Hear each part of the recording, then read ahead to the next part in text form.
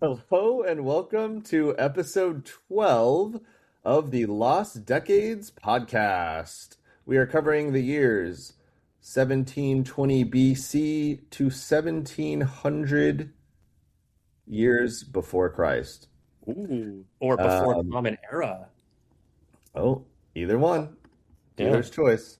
So we're doing a little bit of I don't know if it'll be a shorter episode time-wise, but in terms of the years, which it's not like it's not like a Hammurabi situation where there's a really famous thing happening or like a ton really happening, but Opposite. kind of the opposite. Yeah, it's kind of not that it's like stable, it's that it's like so chaotic that it's hard to really like get even a picture of like what's happening or like something interesting. Like you don't know the life story of many of the kings because it's such a short reign, and that's usually all the information you get is when someone's the king. So, but I do think it's a good time to kind of reflect on the century. We're at the Yeah, 1700 like mark, expand our and worldview because we've been so yeah, Egypt, Mesopotamia focused. We know yeah. other things are going on. We just haven't talked about it because it's not that there's nothing going Mm. on. There's not a lot to talk about every week. But since we have kind of a slower week, we can kind of go into other things that are happening throughout the world. And I just realized I wasn't sharing my screen, so there we are. But I wanted to start off this week. I kind of teased them last week, but I wanted to talk about the Minoans. Yeah. So this is a map of the Mediterranean around this time in the Bronze Age. And you can see it's just showing how all these cities that were connected throughout the Mediterranean, but one of them is on the island of Crete, and that's where the Minoans were located.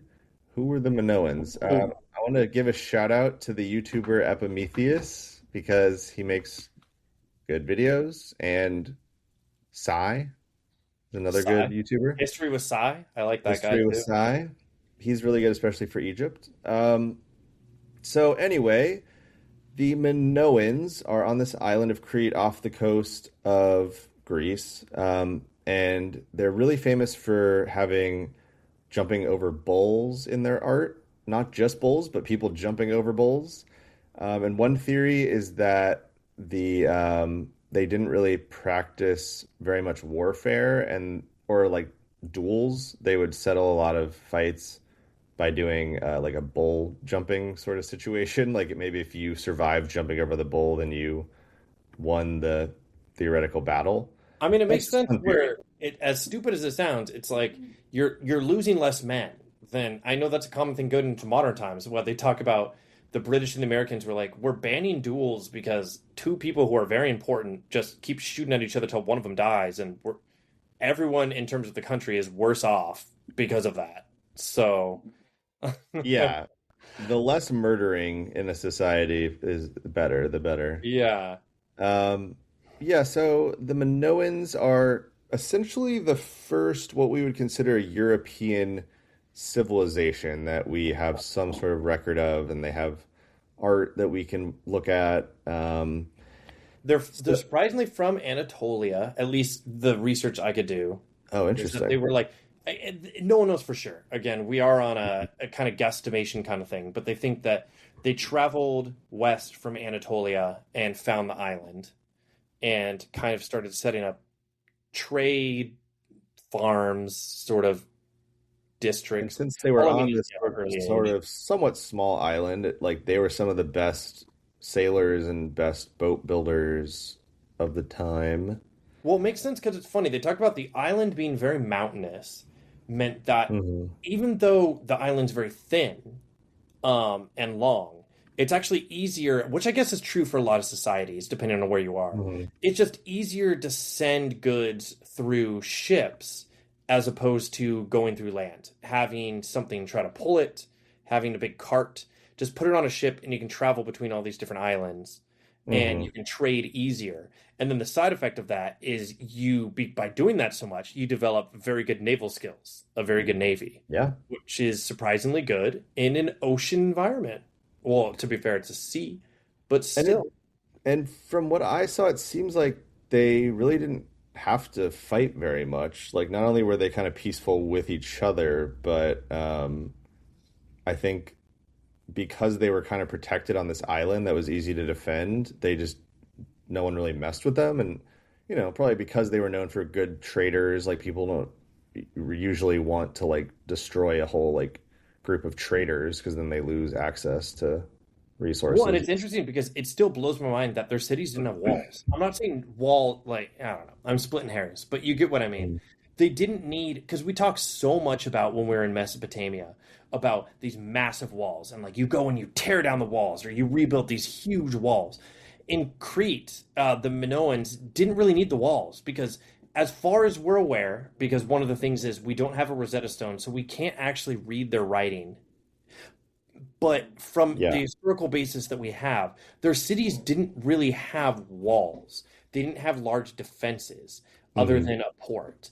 And it kind of goes to show that clearly the cities on the island all got along. They got along Right. very well, and that they had a vetted interest in getting along because it was kind of like an us versus them mentality of, hey, if we control trade and we all work together, we all benefit. While all these other guys are Hmm. stabbing each other in the back and invading different countries, we can be on our little island and just benefit from trade. And it does seem like they maybe weren't necessarily a full-on matriarchal society, but they Mhm. had a lot of images of women in their art, and like in a lot of like the sort of more religious art, it would have like female goddesses and stuff, and like there were men, but it just seems like there's like a heavy emphasis on the women, and I think partially because the men were more of like the sailors and the traders, they were always like off the island, like doing that.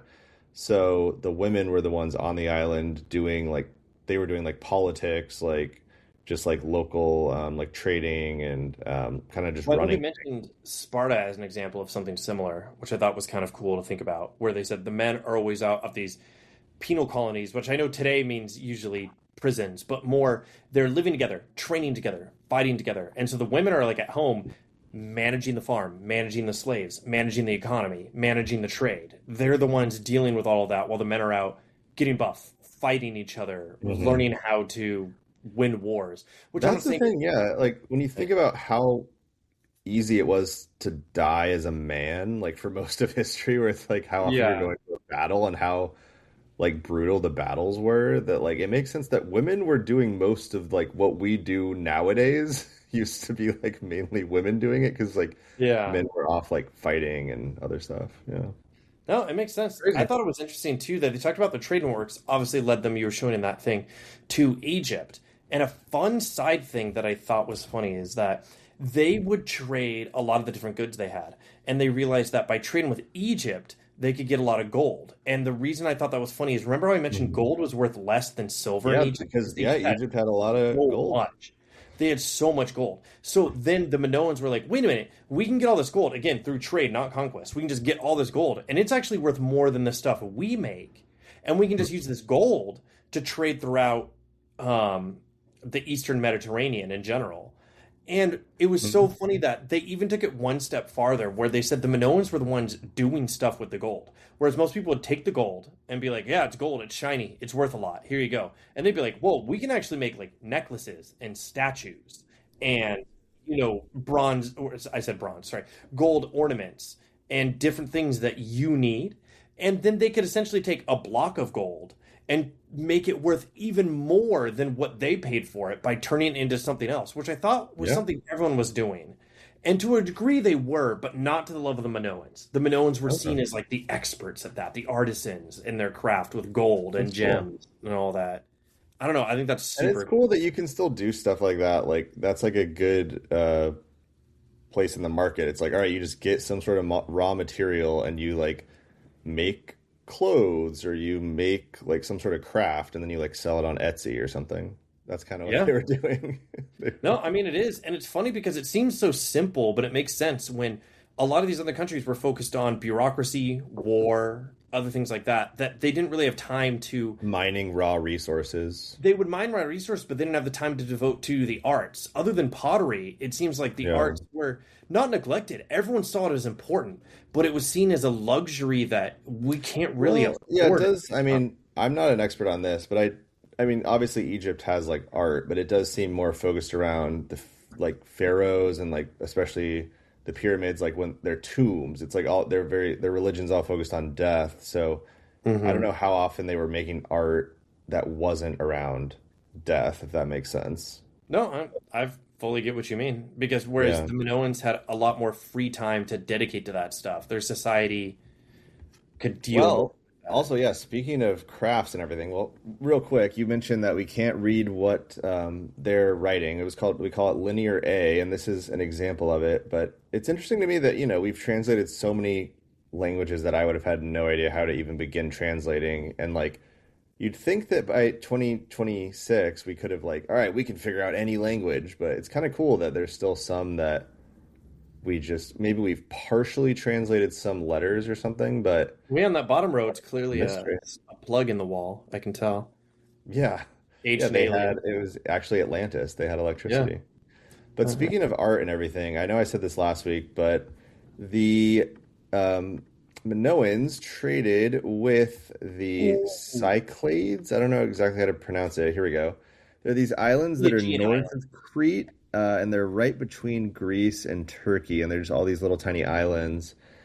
And I would love to go there today on like a cruise or Yeah, they're something. the Aegean Islands. What I think is funny too, to go on that tangent, modern day Greece, because of the conflicts between Greece and Turkey after World War II, Hmm. Greece actually controls all of the islands in the Aegean Sea that aren't within 3 miles of the Turkish coast, which is such a weird thing. But it's funny how, even though you'd think it'd be split in the middle, but if you look at that, you see that line right there. That's how much Greece controls versus how much Turkey controls. Greece controls almost all of the Aegean islands. When is this happening? I believe it was after World War One. It might have been Oh, after World War World War One. Two. Or Okay, sorry, I yeah. meant World War Two, but it might have been after World War One. But it had to do with the whole. Well, actually, no, maybe it is World War One. So I apologize if I'm talking wrong, because No, I again, know it what was you're the talking Ottoman about. Empire falling, which was Yeah. the end of World War One. But World War Two kind of shuffled things up again. I And I think know it one was of the big things they before. talked about was who was going to Yeah. get Constantinople. They gave it to Turkey, who eventually renamed it Istanbul. But as a consolation prize, if you will, they gave all the Aegean islands to Greece, any of the islands that were more than three Mm, miles off the coast, I believe. And it's okay. just kind of That's funny to cool. look at. Like, I mean, I've always noticed that on the map that you look at Greece and it's like all these little islands, but I didn't realize how few Turkey had. But hmm. it's So interesting. I know it's a tangent, but it also fits with what we're talking about. The Minoans setting up, Hmm. because it happened slightly before. I read around the 1800 BC, setting up the Mycenaean Empire, or not empire, but colonies, maybe is the right way to City say it. state? I don't Different. know. Yeah. They're kind of just setting up, you know, trade routes, kind of like the Phoenicians within Greece. But funny enough, that leads to more Greek culture. So the Mycenaeans are literally directly underneath the Minoans, setting up these different colonies along Helios and along like near Athens and stuff like that in modern day Hmm. Greece. Yeah, they're gonna come in. So, one reason I'm bringing them up this episode is that 1700 you could kind of say is their peak.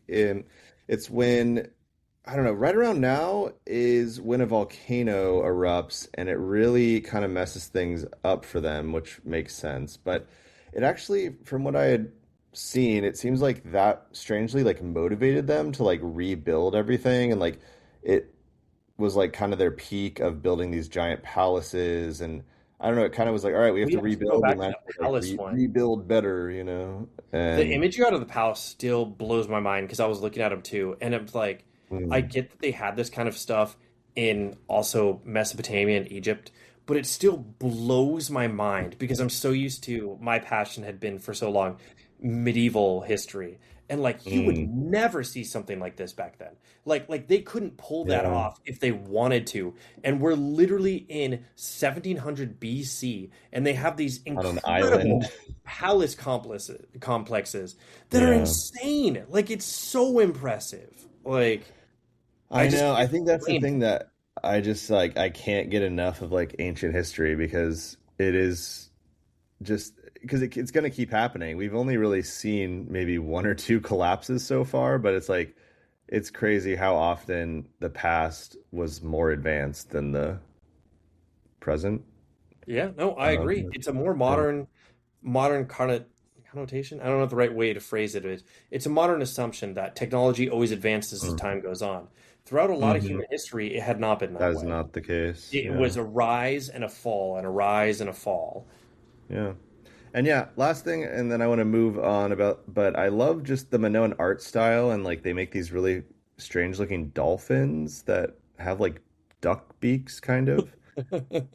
So anyway, That's funny. I would definitely have some of their art. I'd hang it up on my wall, but we'll come back to them. They're at their peak right now, and they're one of my favorite civilizations just because I mean, who doesn't love ancient Greece, you know? And it's kind of And like like you said, kind of the origin or original European civilization. I really kind of see it that yeah. way too. Like it makes sense. Well, and I don't even think we're quite near a lot of this stuff, but you know, this is at least the legend of the King Minos, where it's his son or his daughter is in the labyrinth, and then Yes. or no, there's a minotaur in the Minotaur. labyrinth, and someone goes in and he has the string that goes through the maze, but that's basically supposed to happen on Crete.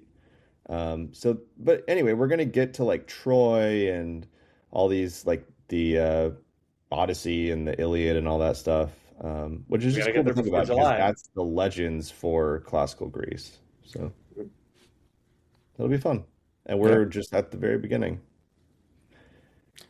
Was there anything else I wanted to say?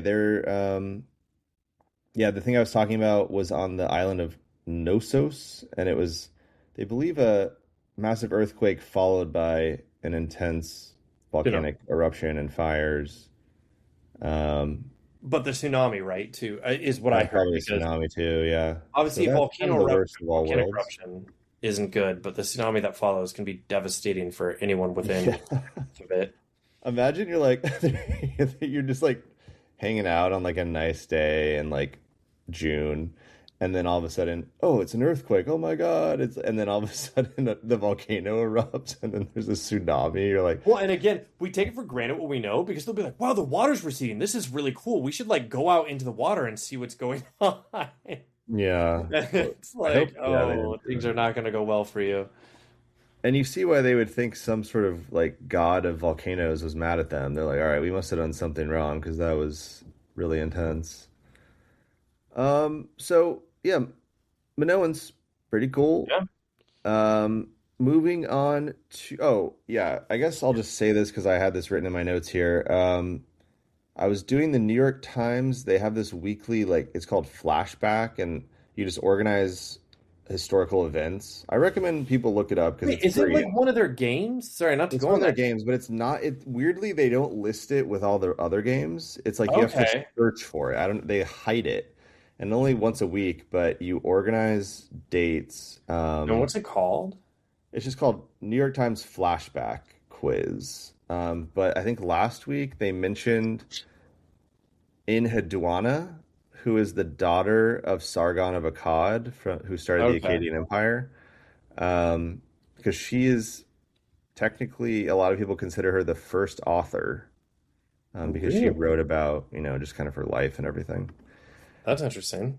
Yeah, no, So, yeah, I forget why they consider exactly the first author, because obviously people were just like, I guess she was the first one that wasn't just writing down like statistics for like how many goats you need to keep track of or something that we have evidence of.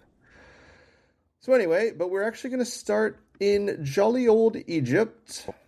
yeah, jolly old Egypt. Jolly old Well, Egypt. I've got a little bit more because last time I didn't have a lot about the 14th dynasty, but funny enough, it's because it's still basically just starting. It's not even agreed upon Hmm. when the fourth dynasty kind of broke away from the 13th. But it's between 1750 and 1700 ish. That's what's semi agreed on right Hmm. now. And it's essentially the Eastern Delta region with a city called Avaris. And it was mostly Canaanite and Levantine um, Egyptians. So they were Egyptian, but they had a lot of Canaanite and Levantine origin. And they were essentially looking at the 13th dynasty and being like, what are they really doing They're for us? very weak. Why do we even listen to them? We have, especially being where they are in the Delta, like we just showed with the Minoans. They're like, we have all the trade. We have all like the gold and everything is passing through us. Why are we talking to them? They can't even like keep their own stuff under control. So we're gonna break away and just be essentially our own dynasty. But Yeah. the funny thing too about that is there's a lot more to being your own dynasty than just, oh, we're independent now and we can do whatever we want. They Hmm. started to realize just that there's things like famine and drought and It's plague. hard to run a business. Yeah. Yeah, I know it seems obvious, but it's like they're like, wait a minute, now we have to deal with this on our own. We don't have somebody sending money down or at least trying to help or doing anything. Right. We're now on our own and we have to solve this problem. And so even though the break from Egypt was really clean, surprisingly, like the 13th dynasty was like, we don't really have time for this. We have way too much else going on. You want to be independent? Go for it, guys. Like do you. Like it's fine. And so it's mostly the Eastern Delta region, but it eventually spreads to most of the Delta region. But what I thought was interesting enough is the 13th dynasty controlled pretty much most of the Nile, obviously excluding the Delta. They maintained control of most of the Nile, but the 13th was heavily impacted by the lack of trade. When the Delta broke Yeah. away, they're losing all Yeah. of the Mesopotamia, Asia, Great. Crete, the Minoans, all of that. All of that is gone, and they're losing all that trade. And so, The more I looked into them though, it kind of makes sense why some people consider the 13th dynasty it's still the Middle Kingdom because they yeah, basically are just like 12th dynasty junior. They're like yeah, essentially kind of the 12th dynasty.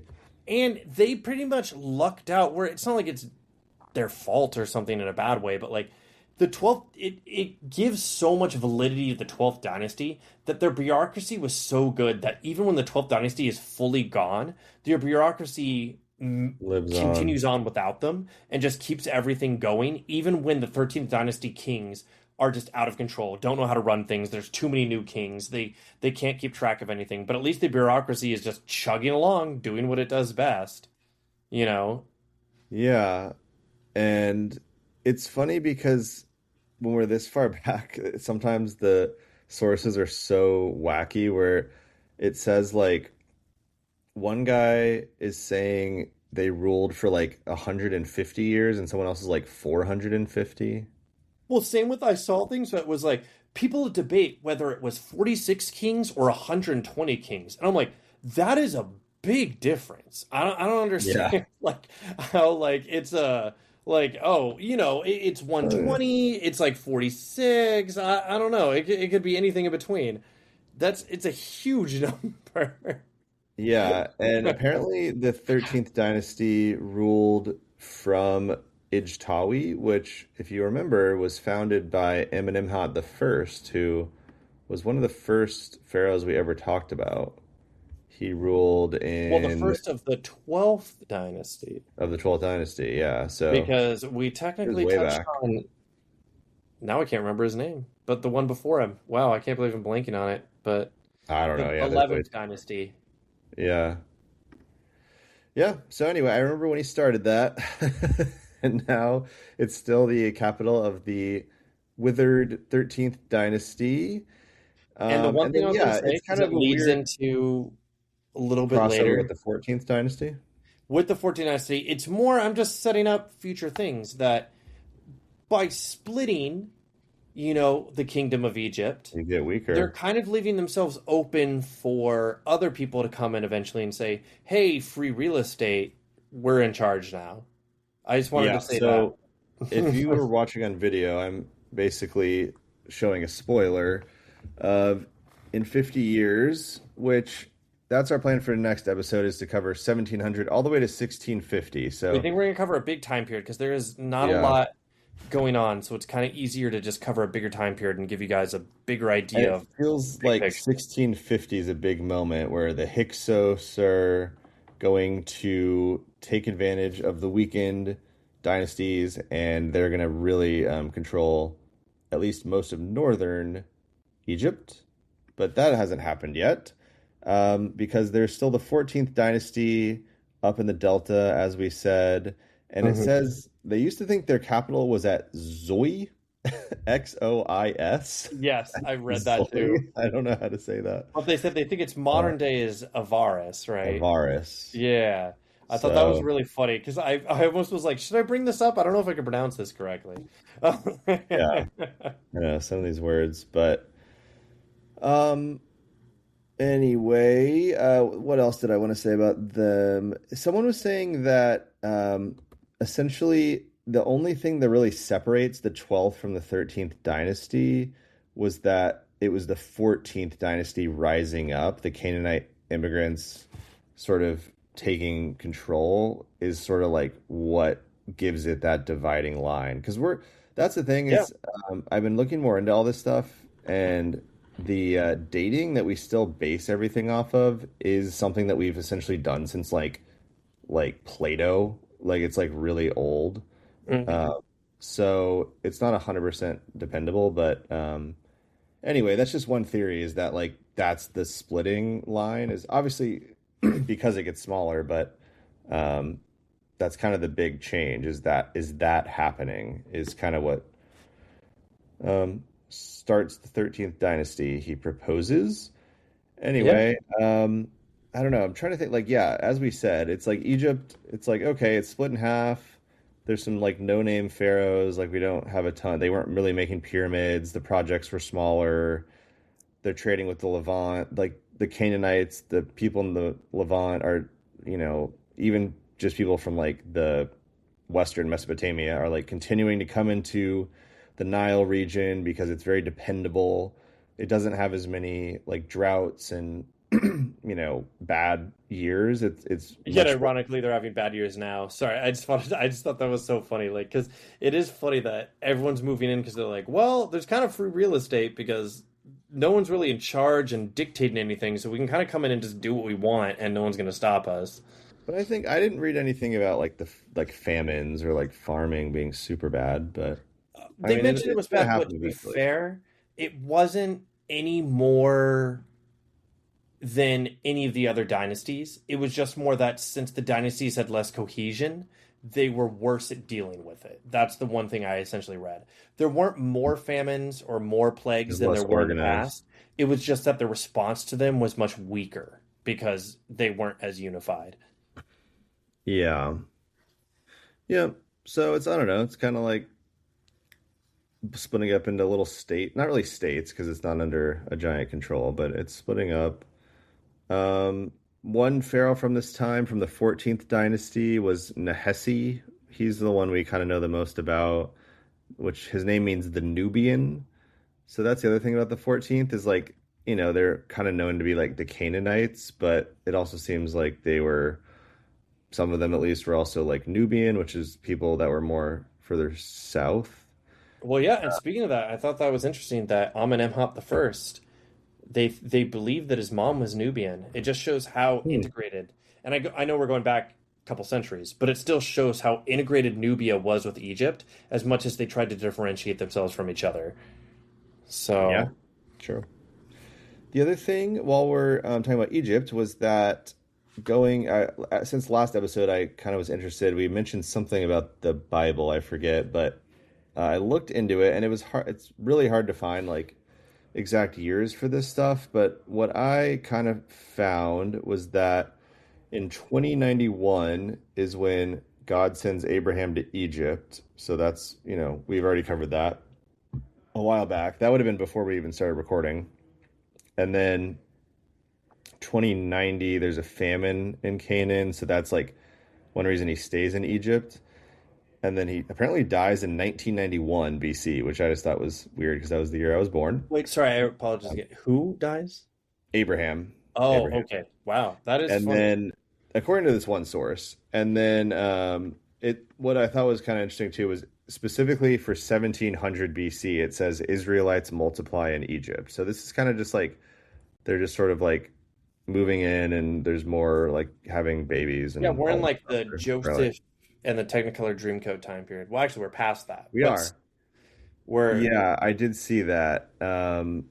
That Joseph from this thing that I'm seeing here is right around like 1900 is when yeah. I saw Joseph.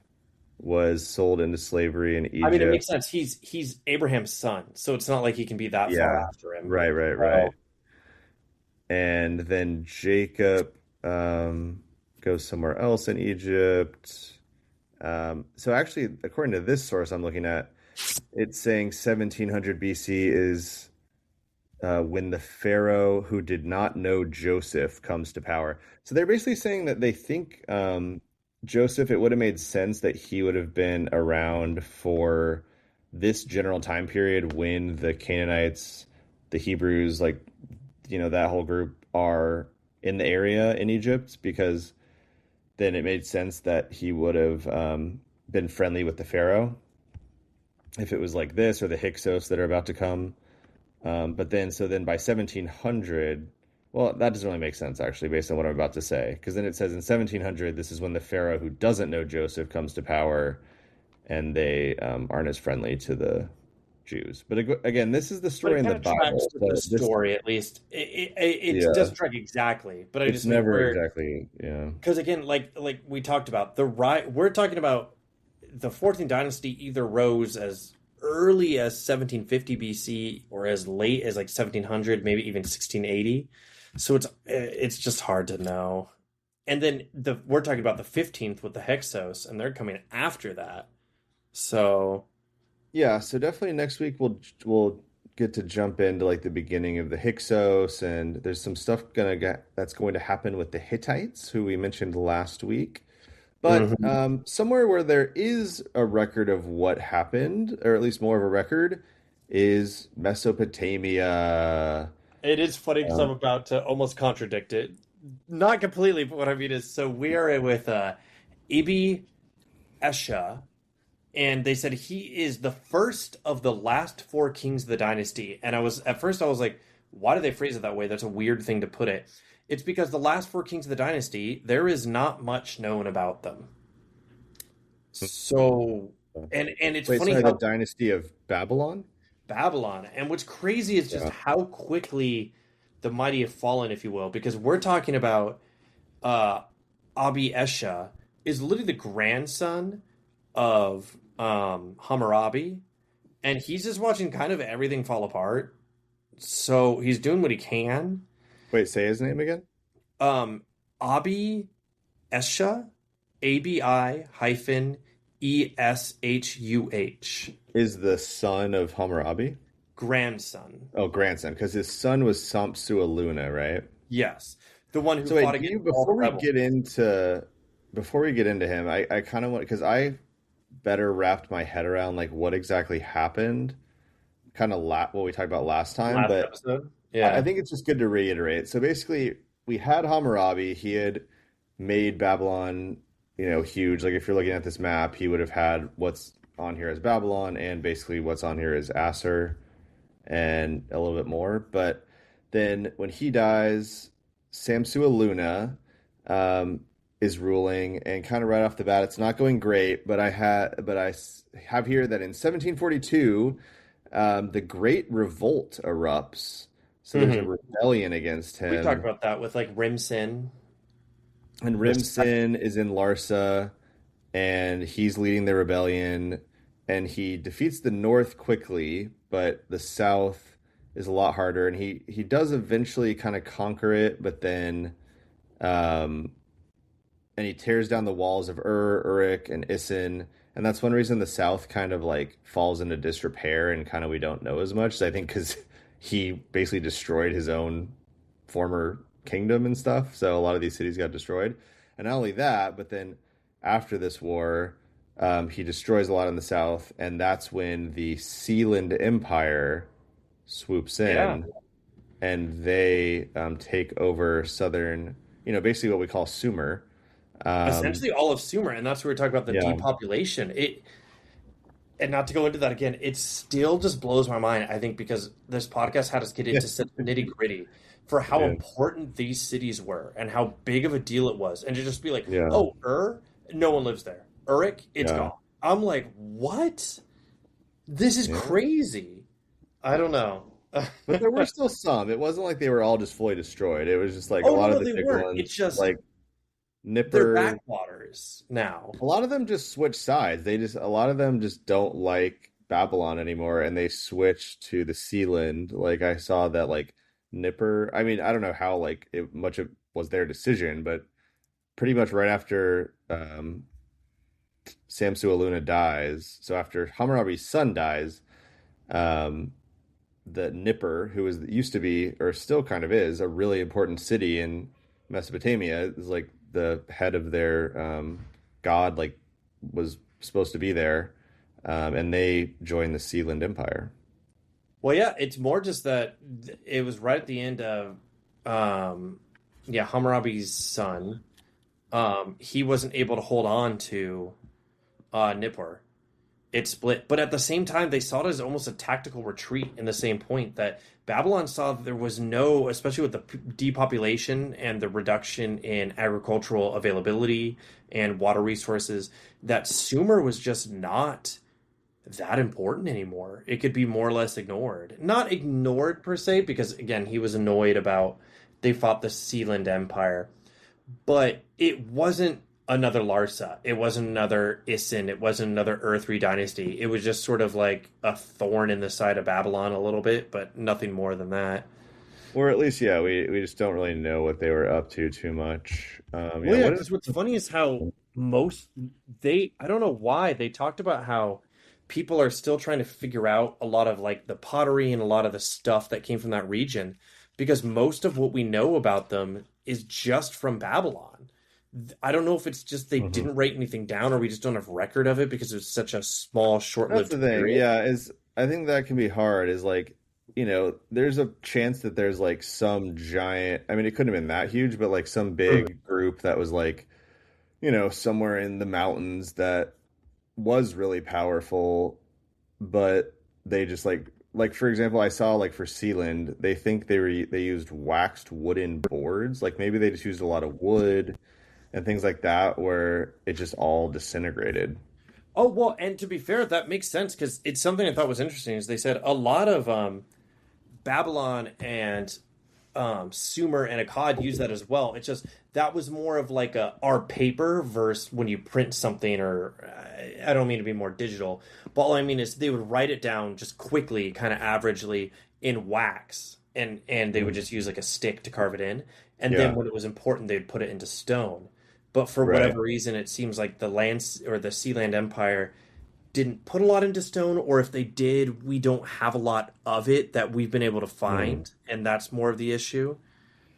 Right. I mean, So, it's similar with like South America, where it's like a lot of the stuff they probably just made out of wood or made out of like more like or Rome. biodegradable like materials, and it's like it's not like the number one priority of these civilizations wasn't like, wow, I need this to last for thousands of years so that Which is people can so like, true. It's funny how we think about that stuff where it's like they didn't write anything down about their society. And it's like, no, they did. They just didn't carve it into into stone that would last stone. thousands of years because they Yeah. weren't thinking about, man, I really hope a professor in 3,000 years can read this rock and know about me. Like, They thought the they same were. way about how we like write in our notes app on our phone. We're not like, oh yeah, some archaeologist in the year 3000 is going to go through my notes app and be like, oh, this is what life No, was I like. fully agree. It's something that I find myself running into sometimes where I'm like, I can't believe they didn't bother writing anything down. And it's like, no, no, no, they did. They just didn't write it in a way that lasted this long because that wasn't their priority. It was more Yeah. of a, you know, Yeah, there's stuff they going had on. so many other problems to worry about than will this hold up in a museum? Like, Yeah. So we just kind of got lucky, and then it kind of it's sort of like how I feel like, the ancient Greeks, like they wrote all these legends about all these wars, and it makes it seem like Greece is like the center of the world. It's like, oh my God, that's where everything cool was happening. But like once you actually look more into history, it's like, all right, there was some cool stuff happening there, but there was also really crazy stuff happening with like Persia or something. And so it's sort of like we just have evidence of like Babylon and the Assyrians and like the Egypt, but like it definitely is giving us like a bias just because we know about them. So we're like, oh, they were obviously the best, but like we really don't know for sure. no, and I agree. That's what I think is so interesting. It's why I feel bad in this podcast sometimes because we'll cover so much about Mesopotamia or Egypt, and it's more that that's just all we have to talk It's about just because we easier. we, we Yeah. covered the Americas once or twice, but it's hard to really go into it without just saying, well, over the 500 years this happened, which is easy to predict. But Yeah. when we do an episode about or not 2 centuries, 2 decades, how do you really cover that? So Mhm. I liked that next episode and some of the episodes. I like that we get episodes like this where it almost feels like everything's going crazy, everything's falling apart, but it gives us time to kind of step back, look at the world, and see what's going on. Like here's a reevaluation of Yeah. what's happening everywhere. And yeah, I like hear things that you tell me and then I look into them and it leads to all these like tangents. And we have recorded a 40-minute episode already for what's Well, theoretically we a thought this would be so short, but I'm not complaining. It's just funny how this yeah. happens. We get so into it, and then we always think, "Oh, this will be a 30-minute episode," and then it's like an Yeah. hour later. We're like, "Oh, wait, we're not even done yet." But okay. So I don't know. I think that's all I really had to say. It's essentially like, yeah, Sealand's happening and Babylon's not at its peak. Assyria is starting to get more independent because Babylon's weaker. This is kind of the beginning, not really the beginning of Assyria, but things are definitely building there. We're looking And at kind of the fall of Babylon, though, because again, we've got the grandson of Hammurabi, Abi Esha, and I don't have a lot to say about him. That's what's funny. He yeah, mainly was just trying to keep everything together. He's fighting Eshnunna again. He's fighting Land, Sea, or Sealand. Sorry, I keep mixing those up. And land then sea. he's fighting the long-term enemy that we always talk about, um, the Elamites. Um, and that's essentially it. He's just trying to hold on while things just go crazy. Did I you mean, see Belbani in Assyria? Did you read about Belbani? I did not actually. So you can go into that if you want. Yeah. So apparently Belbani was well. So going back a little bit, Assyria, we had Shamshi-Adad. We talked a lot about him. He Mhm. was powerful in Assyria, and then sometime after he died, the city kind of was essentially just an independent city state. And then they were all kind of like internally fighting. And there's this interesting thing where they were naming like, oh, all these kings were like fighting for control, but then now they think, oh, actually, those weren't all kings. Those were just like they were called like limus, Mhm. and they were like the officials that got appointed at each year, and that's what gave the year its name in Assyria. Was like it'd be like yeah, like there's a new vice president every year, and the year's named after who's the vice president, which I thought was just kind of interesting. Yeah. And yeah, so then the infighting essentially came to an end when Belbani becomes king, but that's in the year 1700 BC, essentially. Yeah, because I had that So written down. Yeah. he founds the Abbasid dynasty, who's um, apparently ruled Assyria for about 1,000 years after this. So That's crazy. I did not see that. That's it's one of those impressive. things where Belbani is like, it's almost like retroactively, once Assyria gets really big, they like look backwards and they're like, okay, this Belbani guy was like technically like the start of this like dynasty it's gonna, yeah, I mean, I'm looking at it right now and it's gonna go until 609 BC, I believe. Holy crap. That's impressive. So, It really is. yeah, Look at some of these dynasties and or at stuff. They least live that's for how a long while. Assyria, yeah. That's the last Assyrian king, I think. Anyway, so yeah, he was the son of Adasi, who is one of these, probably one of these Lemus. Yeah, And Adasi is one of the ones I have. oh, nice. Okay. Yeah, Did he restored the dynasty system to Assyria after kind of the civil war. And he oh, removed any yeah. vestiges. He removed any vestiges of Amorite Babylonian influence. They Right. did not like that. They wanted to be independent, and not just independent in terms of you know government wise, but also culturally. They're like, we're not just going to be ruled by the Babylonians. Yeah, it really seems like I don't know. I think because we hear about Hammurabi so much and we think of him as like, wow, he must have been really like ethical because he invented this law system, but it's like I mean, maybe he wasn't horrible, but like it definitely seems like a lot of people did not like being ruled over by the Babylonians. Well, and it makes sense when we went through it. It's so funny when it's like I've learned it from to go on that tangent of Crusader Kings and stuff. It is so easy to capture a ton of land. It is so much harder for your children and your grandchildren to rule that land without it all rebelling and being like, we don't want to be part of this. Like, I don't know. So I just saw it. It's all the way this guy S Haddon, Esser Haddon. He rules all the way in 600 like 80 BC. So it's Wait, like him and ADBC. Sorry, that threw me no off. that yeah, like this guy is ruling in like 680 BC, and him and his sons are the ones who really start to like revere Belbani and be like, he restored stability, he founded the dynasty, he kind of got like a mythical status, and that's like 1500 years later they randomly Yeah. do I mean, that. it is funny how that happens where you don't, even the guy at the time doesn't realize that's what he's doing. Because you have certain people like Hammurabi where they realize, like, oh, we're setting up something different. But then you have guys like Ishbi Era who broke free from like Earthly Dynasty to just be like, yeah, I'm just gonna like be an Isin and just kind of do my own thing and kind of take the remnants of what you have left, not realizing that he turned that into a massive Istin dynasty that ruled Sumer and Akkad for like a century. You know, like Yeah. Did you read anything about the Kassites? I did not because they come in later. So I They was gonna. they are going to come in later, so that's why I had seen that they technically make their first appearance in history. This is a little bit back, but 1741 I BC. do have that. We're fighting against the. Sorry, I had his name. It's in the Uh, name year of Samsu-Iluna. His ninth yeah. year is called the Year of the Kassite Army. Yep. And that I had it written down that it was and they eventually rule Babylonia. Spoiler alert. But that is the first reference to the Kassites at all. And the Kassites come from the Zagros Mountains, which I had a picture of somewhere, but now I have way too many pictures, so I can't find it.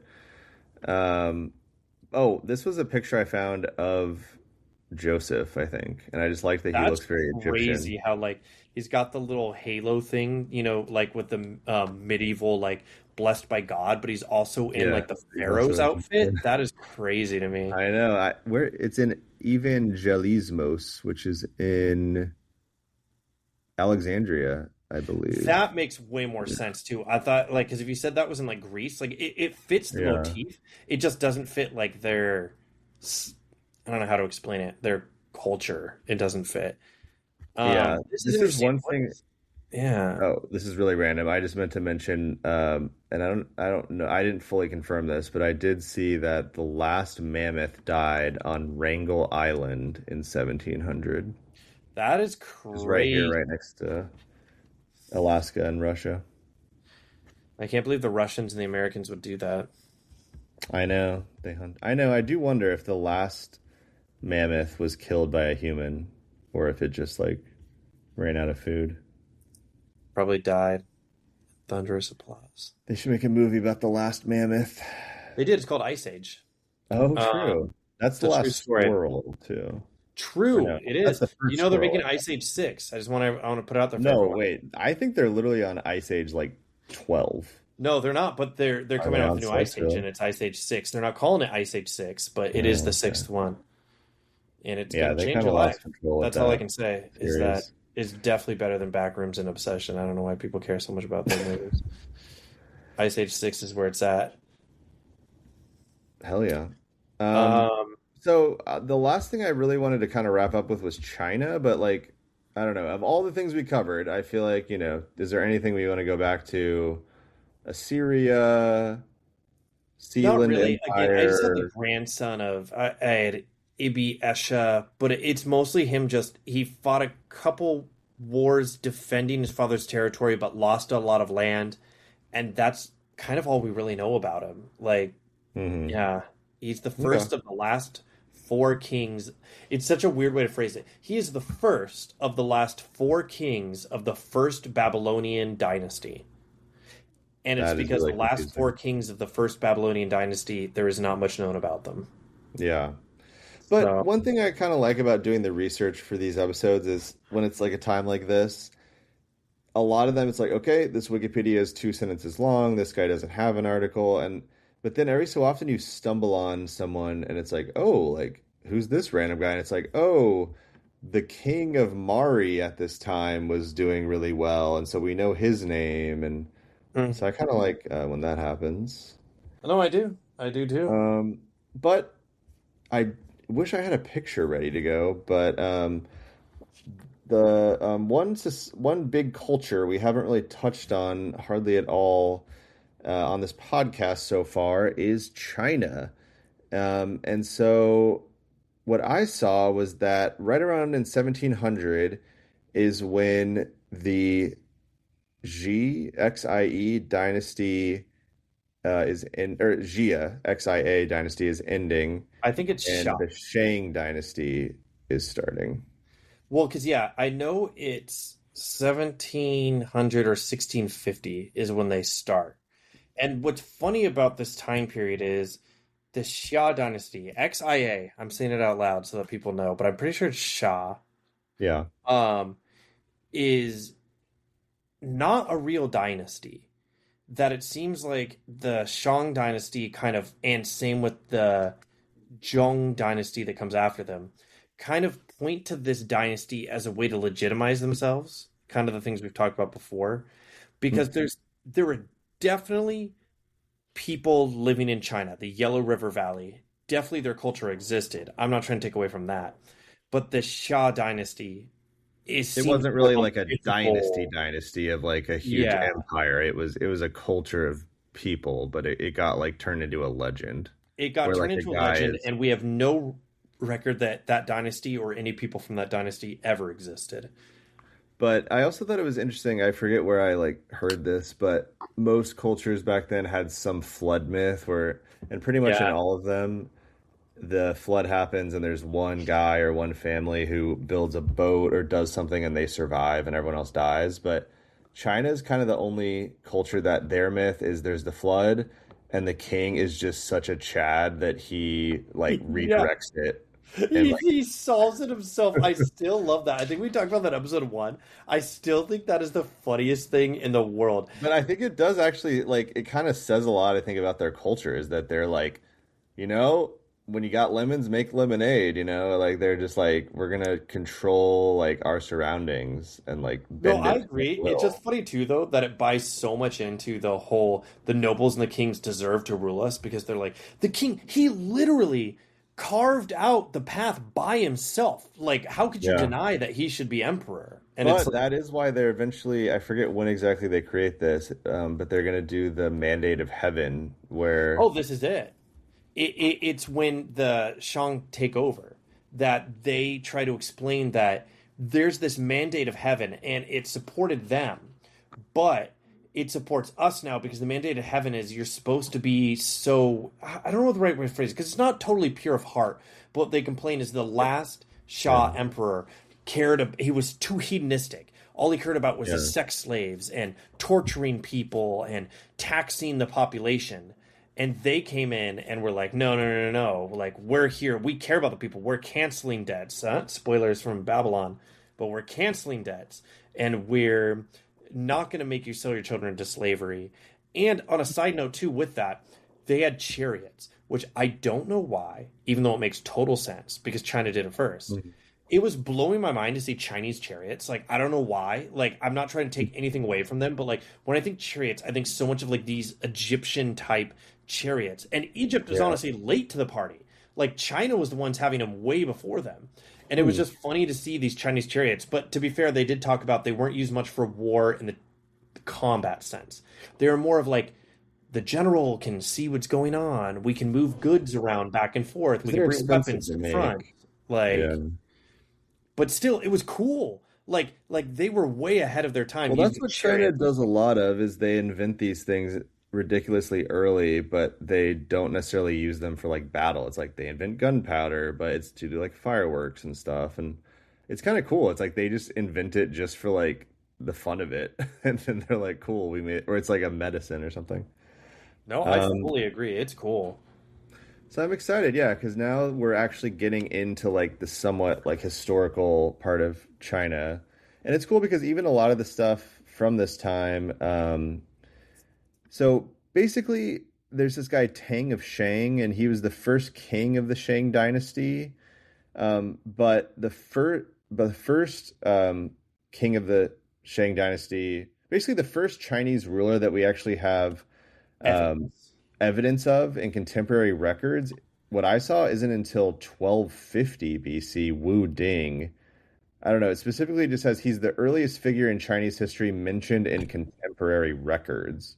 It I'm not makes really sure sense. exactly what that means, but One of the things I saw that was funny is the reason we know about the Shang at least being real, is that they kept records on turtle shells and weirdly of all things, I know it's still bone, but specifically cow shoulder bones.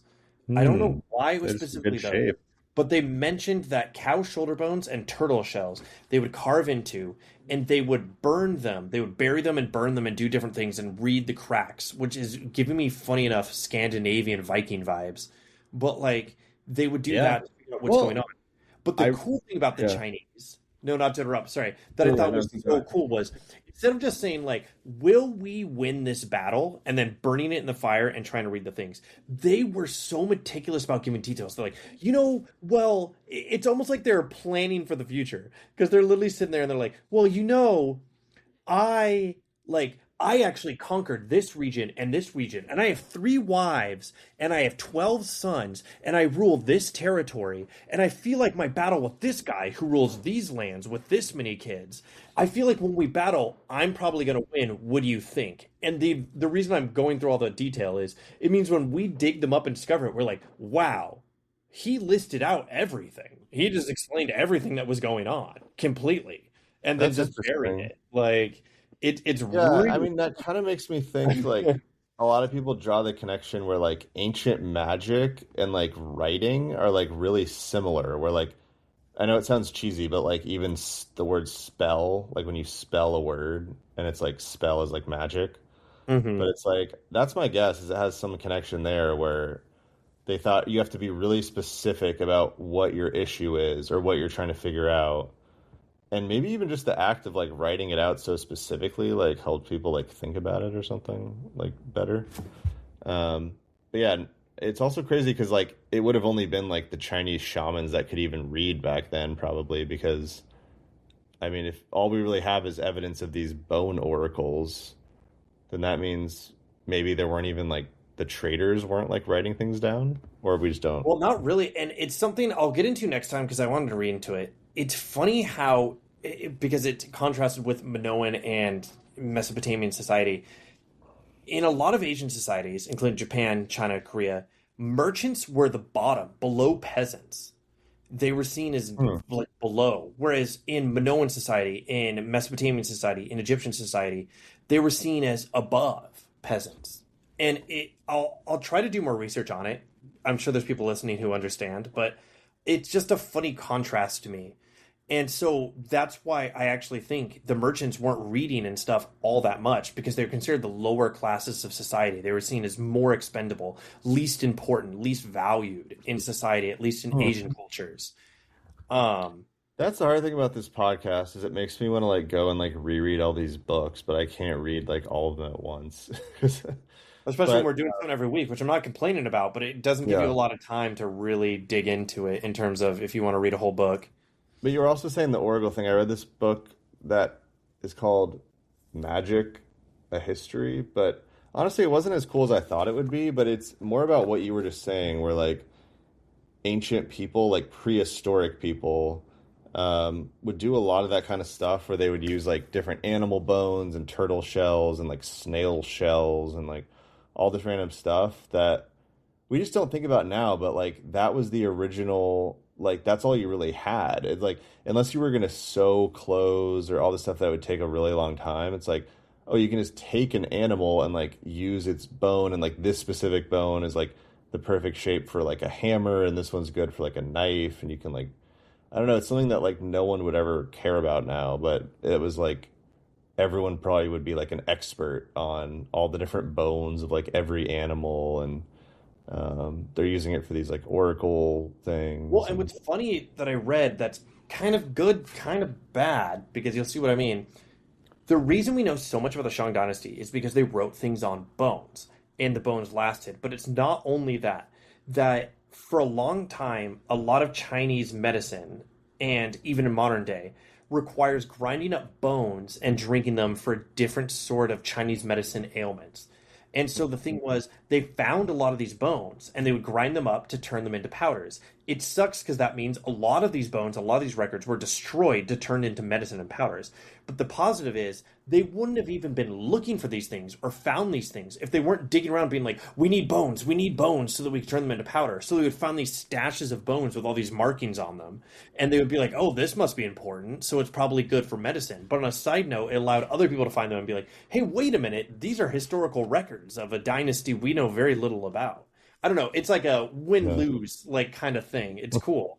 Like, yeah, I don't know. I love. There's something just cool to think about that these like ancient like Shang dynasty shamans were like I'm just imagining it's kind of like someone playing dice, like they're hunched over, they're like rolling it and they're like reading the bones, and that's the reason we can like understand like what their whole culture was doing. yeah, it Yeah, is so so anyway, fun. we're at an hour and 1 minute. I think this is our longest episode. Yeah, So we might need to. Yeah. I think I think we might want to wrap it up. And I'm a little nervous for our 50-year episode next week, but I think it might actually be shorter because we'll have to summarize. And like, I also like we covered a lot of different civilizations that like we're not going to keep coming back to. We're not going to go like, okay, and then this emperor was in China. It's like, I'm not going to cover the Minoans again. And I think I'm going to save. I was going to talk about the Indus Valley because they apparently. I feel like I've said this like several times already, but like this is when they come to an end, and then there this new culture that's called Cemetery H takes over, and that just was such a weird name for a culture. Well, kind of like Cemetery the H. Minoan script A. I don't know. It's Yeah, just linear A. Yeah, I linear know. A. There you go. That's the thing. Yeah. That's why archaeologists and like even like historians and like people like that need to all like hire like writers or like editors or something that like can name things because like history would be so much better if they would like if it was instead of cemetery H culture they called it like the bone hunters, like if they just gave it like a They need sick a cool name. PR team. Yeah. Like I get obviously why they want to be like this is the site they were found, so we want it to be as neutral as possible, but I don't know, they should have like a popular term for like when you're just like learning about them because like Oh, do you mean? I mean, like yeah, dinosaur. I know it means terrible lizard, but like that's just a cool name. it's Like just it a could cool have been name. anything, and it's It could dinosaur. have sounded Like stupid, you're right, yeah. it's a cool name. Like Names are very important, yeah. Like I feel like even when I see like a king that has like a really hard name, I'm like, maybe we don't need to talk about him.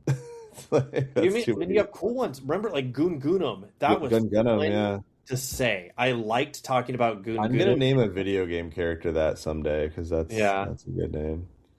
So I'm gonna next week I'm gonna talk about Cemetery H. I'm gonna talk about Oxus. They were in like Central Asia and they're actually like kind of more significant than you would think. And the Mitanni, they're kind of another like vaguely Mesopotamian area, like Zagros Mountain type people. And the Hurrians. I don't think we've really Ooh. talked about the But they're Hurrians. very So quick. They don't like all to that take going on, and we're gonna I don't know. We'll see how it goes, but our plan is to jump all the way to 1650, a get lot things happens in really moving 1650. along. Yeah. But I'm enjoying the Bronze Age. It's one of my favorite time periods, so but it'll be kind We've of even learned a more fun lot. once we get to like a little further in when the evidence is stronger. I mean, we've learned a lot. Hopefully, the listeners have There's a learned a lot lot. too. I feel like there's a lot going on. So, There's a lot. There's always a lot going on. Speaking of a lot going on, ooh, why don't you try to take a minute out of your day, your busy days, and like and subscribe on any podcast app, on YouTube, like us on Instagram, give us 5 stars. Just, why not do it all? Yeah, why not? You It'd be know, great. I've been it's seeing my our favorite numbers. Pokemon. Why They're not? growing. We're slow but steady. We've been getting some more followers. I had someone message me. I actually got our Really? first message this week. Oh crap! So Really? I'm actually going to read it in honor of the first ever Lost Decades listener Now I'm message. actually really impressed. Let's see. And it's something that unfortunately I don't think we'll be able to really cover for a while, but it made me want to look more into it. So maybe next week I will try to see like just if anything's going on. But Babs the Boneless Ooh. said, would be interested to hear you talk about the early decades of the Caribbean. Just read Colin Woodward's Republic of Pirates and have been stuck on the early days of expansion. Like what y'all are starting. So Awesome. I sent them a message, but if you want to message us, feel free. I try to respond to all them. And I appreciate everyone who's been listening so far. We've been learning a lot doing this, and I hope you guys have learned some as well. All right. Until next time, do what I watched this movie a couple weeks ago called The Lost City of Z. Oh, I already said the word. But Oh, in some part of that movie, they got lost. get lost.